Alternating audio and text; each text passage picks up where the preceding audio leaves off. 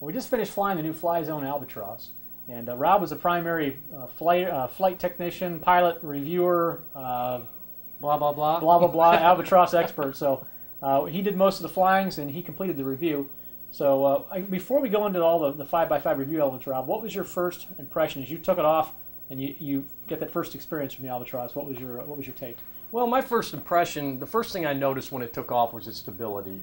Biplanes, of course, are noted for their stability. I mean, you've got two wings. They usually have sufficient lift. Mm-hmm. One thing I did feel right off the bat was the torque from the motor. You know, it did want to pull to the left, but that's common when you've got a powerful motor on a light airframe. Sure. But it's hard to describe without flying it. It was a very, very enjoyable first flight. Yeah.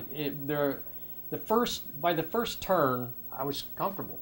It's really that simple. I mean, it felt like I've been flying it for a long time. What if you were a big beginner? Would you be, and of course it's hard to go back to that, but sure. Looking at it just from someone taking this off, did it do anything unpredictable? The only thing that I could tell you would be the torque. Okay. You're going to feel that, and with being a beginner, you're going to fight that a little bit. Okay. Because you're not going to really know what you're fighting. Could you counter it okay? Oh, definitely, definitely. Yeah, the little right rudder. In fact, I dialed in a little bit of right rudder on the trim just to kind of take some of that out.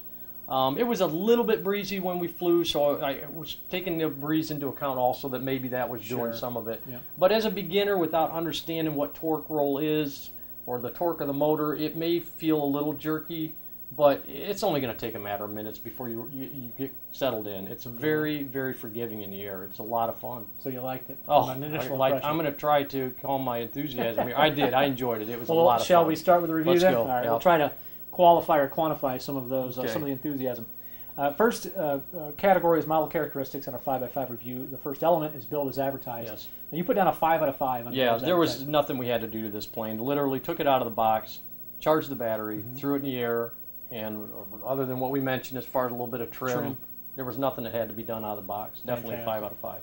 Now finish, you gave it a 5 out of 5, which I don't even have to ask you a question on that, but it's a beautiful model. It is. It's a scale model, and when I say scale, they really hit all the major elements on this. And in the air, it looks scale. That's the thing. You get that thing up in the air, and you get a nice profile against the blue sky or the trees or something, and it really has a nice look to it. So even close up, sitting here on the bench, it doesn't look like it's made of foam. No, it doesn't. And some of the seam lines, you can figure it out. Yeah. But it almost looks like a clay finish. Like a clay model. It's really impressive. It looks like a static model. Yeah. It really does. Beautiful. Yeah. So definitely 5 out of 5. 5 out of 5. Power, you gave it a 5 out of 5. We're sounding a little biased here, aren't we? But yeah. Be honest with you, we've got to be honest in these reviews, and power is more than sufficient for this plane.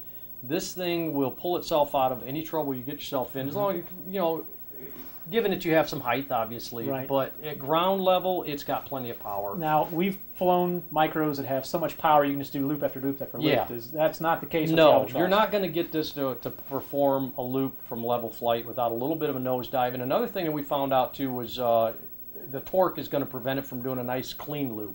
It'll do a lot of lazy wing overs and such, but it's not for lack of power. I think it's just the basic design of one. It's just got a lot of torque. It's got a big prop on it. It's got a wide prop. Yep. And the plane is, the light airframe's feeling that. Yep. So as you try to come up into a loop, it's torquing. It's pulling itself out of it. You can't get your rudder to straighten it up enough. You've got a hefty dihedral on the wings, too, on both of those wings. So that's really going to make it difficult to get a clean loop out of it. It's going to want to walk if it has any kind of torque effect. But, so power for the model was just spot on. More than sufficient. Yeah, it's definitely more than sufficient.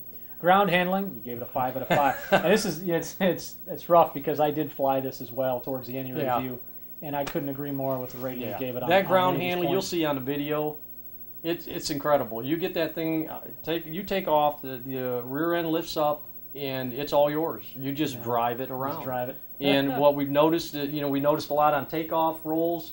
She tips up on that one, the wing drops, and it just takes off in a nice sideways attitude. Pulls itself right out of it, though. So, ground handling, 5 out of 5. Yeah. Now, durability, you gave it a 4 out of 5. Well, we couldn't give it all 5s. I would love to, but no. Durability, it's a scale model, so there are some things on there. We don't have the pilot in the cockpit for the flight. We didn't have the machine gun mounted. Not that would make it score any differently, but there are certain elements on it that you want to be careful. The landing gear is not fragile, but it is a plastic landing gear. Now, you were playing around and we were checking the durability, and you brought it down hard like a beginner. Yeah. And I know when I caught the filming at the tail end, you really came down hard a few times intentionally. Yeah. It did pop the landing gear loose a little bit. Yeah, it did. The one leg popped a little bit, and when I brought it back to the shop here and got looking, it had loosened two of the other struts. But it's, we were putting it through its paces. Oh, yeah. We were reviewing it. Yep.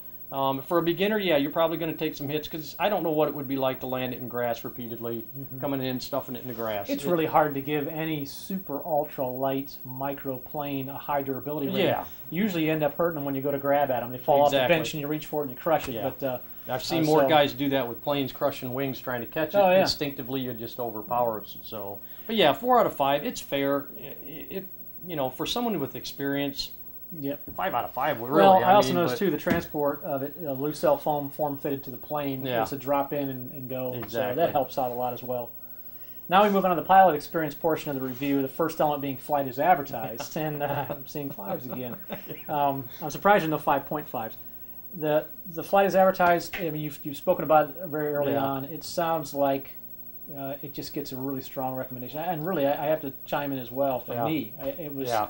It was a blast to fly. It didn't take long for us to realize that this, to be honest with you, this is the most fun we've had with a micro. Yeah. And if not, since we started flying. I was going to mention now, we've flown a number of them. We have a couple that are our favorites. When we say our favorites, they fly like a larger plane. Well, that's what makes and predictable. Yes. So when you throw it in there, no matter what, you know what that plane's going to do.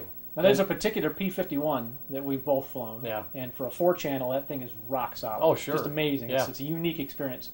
Would you say the Albatros falls in that category as Definitely. well? As a biplane, as a scale micro, yeah. I mean, even if it wasn't a scale micro, this thing flies incredibly. But yes, it definitely falls into the upper shelf as far as just an overall enjoyable flight experience.